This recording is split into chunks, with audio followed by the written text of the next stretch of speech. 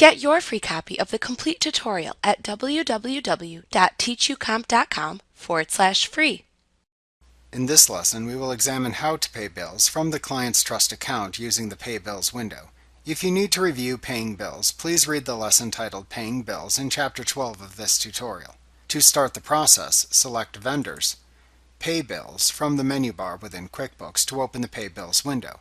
Next, select the correct Client Trust AP account from the AP account drop-down that appears at the top of the Pay Bills window when you have multiple accounts payable accounts enabled within a company file. Doing this will then filter the window to show only bills entered against the selected Client Trust AP account. Next, you should ensure that you select the correct Client Trust checking account from the Account field within the Payment section of this window to ensure that the funds from the Client Trust account will be used to pay the client bills.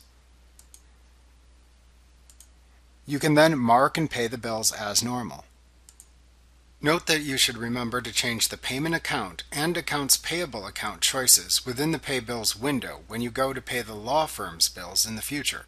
You will always need to check the choices made within these two fields when paying bills to ensure that the correct funds are being used to pay the correct bills.